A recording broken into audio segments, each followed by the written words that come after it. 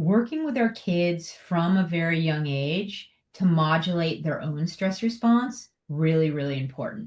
So not only by modeling what we're doing, but just by really working with them to develop the strategies, the tools to understand what that feels like from an early age. Welcome to the Wellness That Fits podcast, where we help busy moms eat well, restore energy, and clear brain fog without sacrificing family time or your sanity. I'm Cassie Greschel, registered dietitian and mom of three. I believe wellness should fit your real life, not the other way around. If you're tired of complicated wellness trends and want simple, sustainable strategies for meal prep, holistic nutrition, and time-saving routines, you're in the right place. Let's jump in. Welcome back to the Wellness That Fits podcast. Today, I am excited to bring on Dr. Kate Lund. She is a licensed clinical psychologist, best-selling author, keynote speaker, and resilience expert dedicated to helping individuals and families thrive within their own unique context. With advanced training from 3 Harvard Medical School affiliated hospitals and over 2 decades of clinical experience, she specializes in emotional intelligence, stress resilience, and sustainable well-being for parents, athletes, and high performers. Dr. Lund is the author of Step Away, The Keys to Resilient Parenting, and also Bounce, Help Your Child Build Resilience and Thrive in School, Sports, and Life. She also hosts the Resilient Parenting with Dr. Kate podcast, where she explores both the science and lived experience of resilience.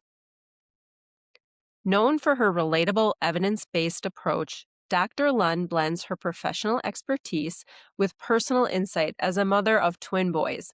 She is passionate about helping parents move from overwhelm to clarity, connection, and confidence, empowering families to build resilience in everyday life.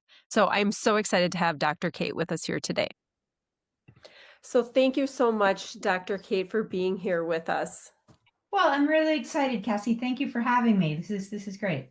Absolutely. So I'm so excited to talk to you today. I feel like you are a wealth of knowledge and have so much to share.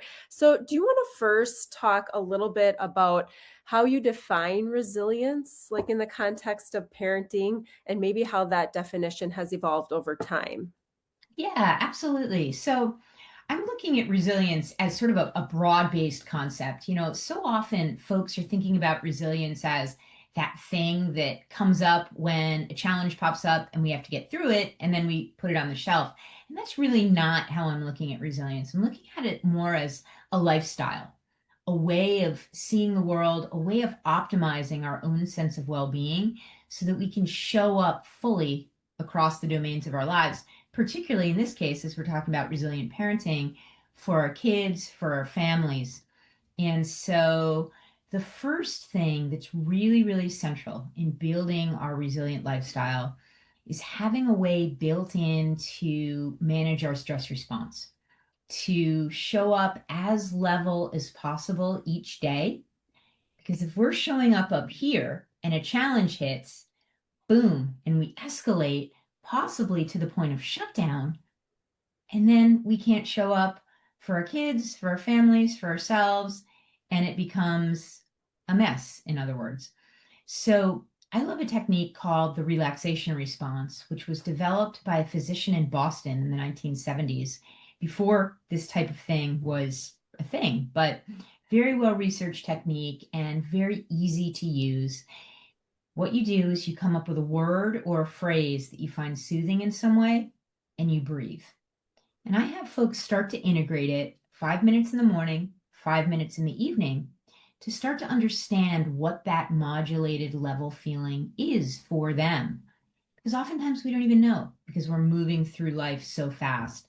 So really a lifestyle choice is how I look at resilience that we can build block by block over time. And that has really become real to me over the years, working with so many parents who are on the brink of burnout, having my own kids. They're 18, they're twins. So it's been a journey, a great journey, but a journey, right? With those ups and downs. And so the definition has really evolved as a result of those two pieces of my life and experience. Yeah, thank you for sharing that. I I couldn't agree more on the breathing. I think there's so much value to it in getting that parasympathetic nervous system alerted. I talk a little bit about that in nutrition as well, that getting that rest and digest ready to go. And so it makes sense in the view of resilience in parenting also, and just getting those deep breaths in the morning just to realize, okay, this is what it means to be calm. And because I think, myself included, I think a lot of parents think resilience means like toughing it out, like let's get through this stage of life. And then, of course, we know there'll always be another difficult stage. And so when I think of resilience, like in parenting, I'm thinking of how can I show up best for my child and give them what they need now in this season. And so, do you have maybe some strategies that you could share with our listeners in maybe how parents can help regulate their own emotions within the moments of overwhelm? I mean, as much as we try not to be up here and then, one little thing ticks us over, but like how do we what are some strategies where we can use to manage our emotions a little bit better?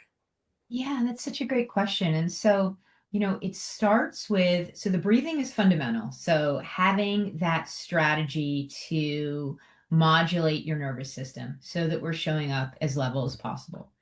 And then understanding ourselves, understanding what we need to optimize within our own unique context. And it's going to look different for all of us, right? So we want to have things in place once we've been through that sort of self awareness, self exploration process that help us to bounce back when things go off track, to be at our best sort of globally. So that might mean consistent contact with a friend or getting involved with some sort of a community. So, community support, we know the power of that. Exercise, perhaps, that's really, really important in terms of how we're showing up. And I know that for me, that's evolved over time because when our twins were young, my husband was traveling like 6 days a week, and I was just, things to care for myself were kind of falling off the map.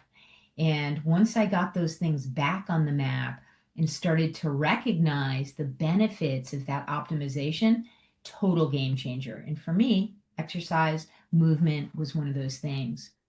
Mhm. Finding the small moments of joy, really, really important and really powerful, and something we often miss as we're barreling through life at warp speed, trying to get everything done and all of that. And then recognizing what our kids need on an individual level.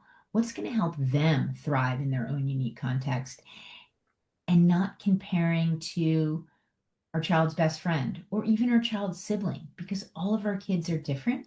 And that helps us to understand what's needed, what we can provide, and helps us stay a bit more level when things get difficult. Yeah, I think that's so important.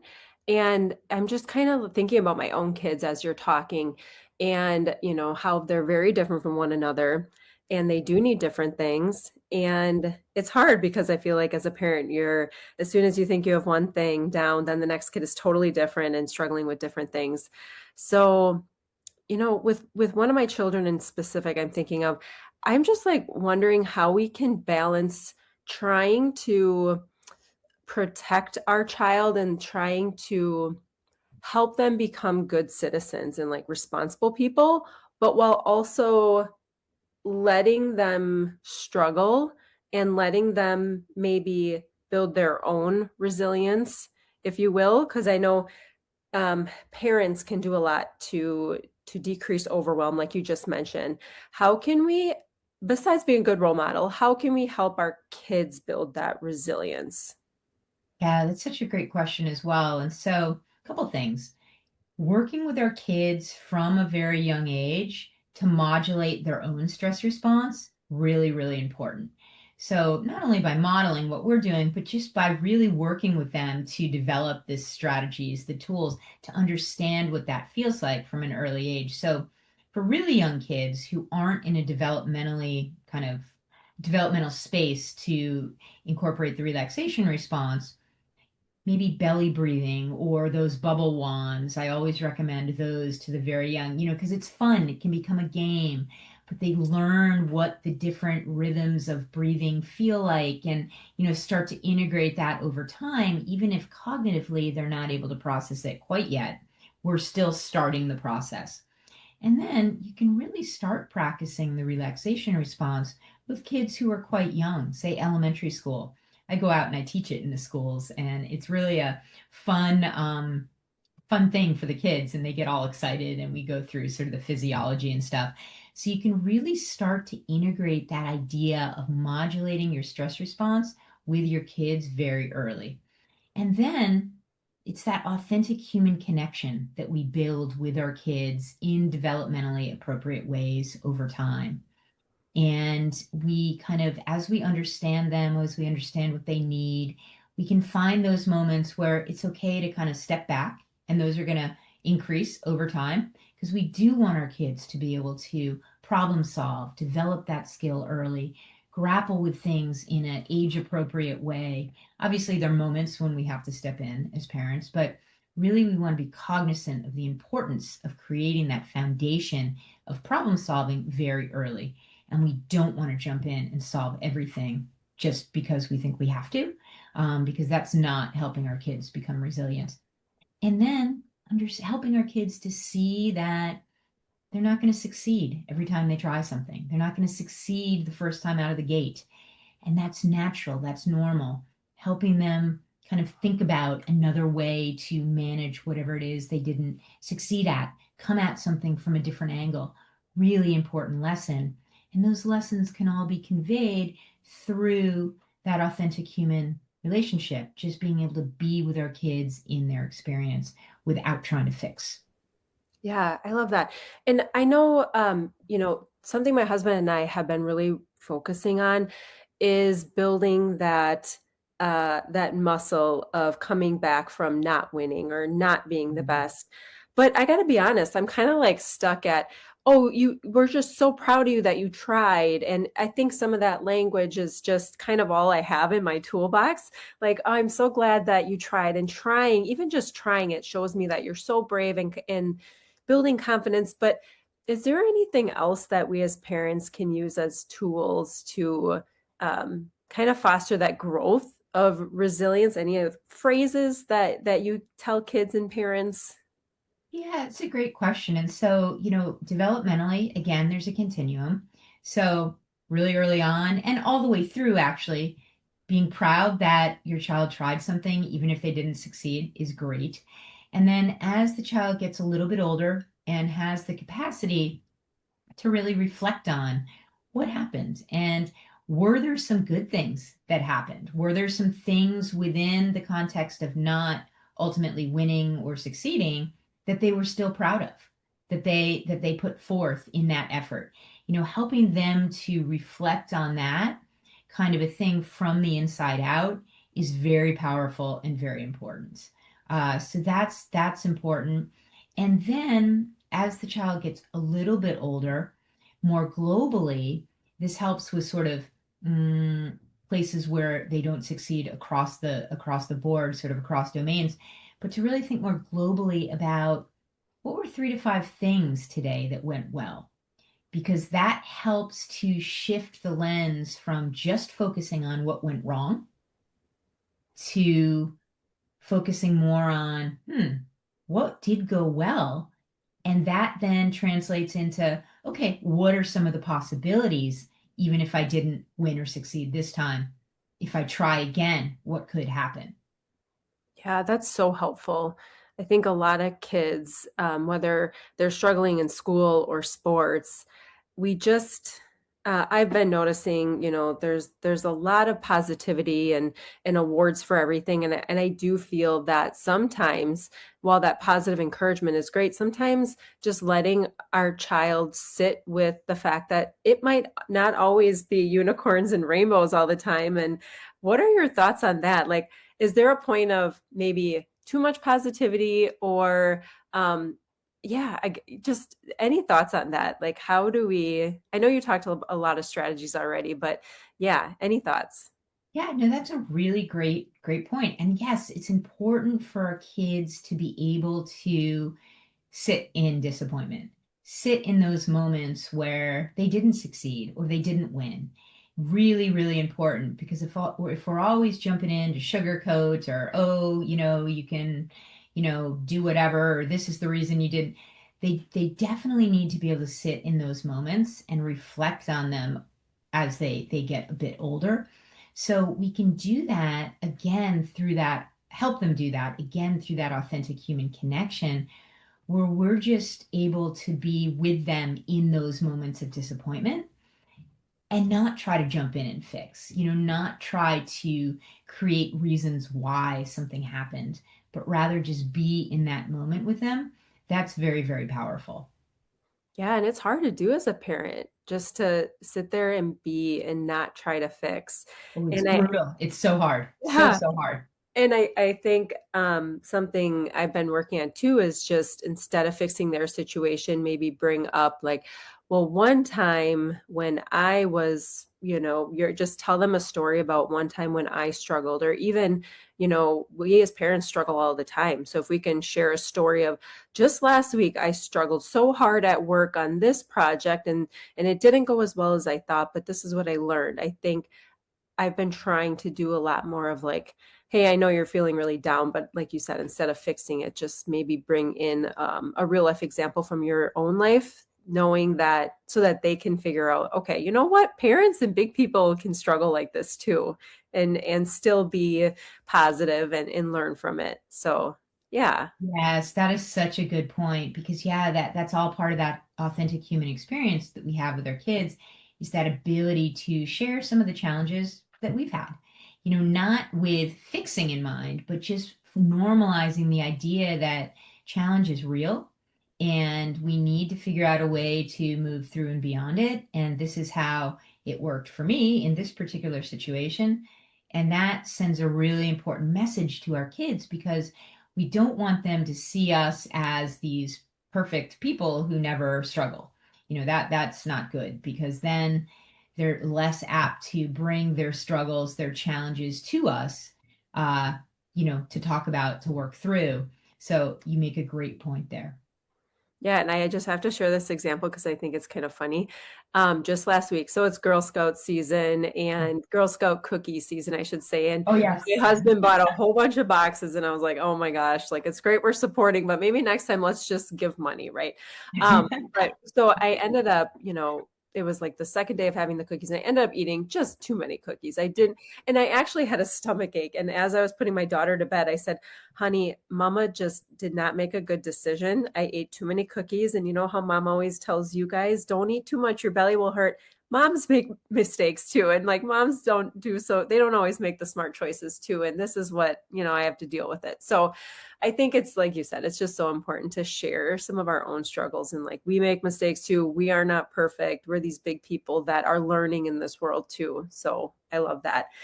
So, I have another question for you. So you have done TEDx talks, you've worked with students and athletes and families. What do you think is like maybe the top one or two things that you can leave us with today that maybe could make the biggest impact, or like a strategy or two that could make the biggest impact within our families? Yeah, so really it's this idea of never losing sight of the possibility on the other side of the challenges. Because oftentimes that's so easy to, fall down, not succeed on something, and then just stay in that stuck place. But if we can really focus on the possibility on the other side of the challenges, within ourselves and for and with our kids, we're really going to be setting the stage for resilience long term. So that's the first thing. And then, not to be like a broken record, but really coming up with some way to modulate your stress response as a parent and to help your child do the same and to recognize the power in that is very, very important. And then one more thing is, really helping our kids to intentionally notice the things that are going well for them to help them as they're navigating those inevitable challenges out there. So those are the three things I would say. Yeah, I have a maybe a harder child or defined, I forget what you call them in psychology, but and I think sometimes it can be hard pointing out some of the things that are going really well. And so you just have to be really intentional about it. And so I think your idea to keep that strategy in the forefront and continue to encourage is super helpful. So Yes, yeah. absolutely. And it's going to be different within all our kids, right? Because all our kids are different, we're all different. So keeping that context in mind is really important as well. Yeah. And so, Dr. Kate, you're a bestselling author, and you have a book out called "Step Away: The Keys to Resilient Parenting." Can you tell us a little bit about that book and maybe what excites you the most about that book? Yeah, absolutely. So Step Away is really a book for parents on how to optimize their own sense of well-being within their own unique context. So we talk a lot in the book about a lot of the things that we talked about here. And really it's filled with case studies, examples. So normalizing some of the challenges that parents are going to be facing. But it really provides a map for parents to create their own optimal sense of well-being so that they're able to show up fully across the domains of their lives. Yeah, and I think books like how you explain yours, where there's case studies and examples, is so valuable to parents because sometimes you do feel like it's only you, it's only your kid, when really it's actually abnormal if you don't have struggles and you don't have some different things happening within your family. And so I think just those case studies are so important for families to understand and to realize it's not just me, and here are the strategies and what we can do moving forward. And like you said before, like a huge strategy being just hope and vision, like what's on the other Mhm. side of this struggle, and just staying positive about what you can learn from it is huge. So thank you for sharing that. Absolutely. Thank you. And do you have anything else that you have coming up that you're excited about that you want to share, or how can our listeners reach out to you if they want to hear more about what you do? Sure, absolutely. Well, I just launched a new podcast called Resilient Parenting with Dr. Kate, which you were a guest on, which is Mhm. super exciting and fun. We had a great conversation.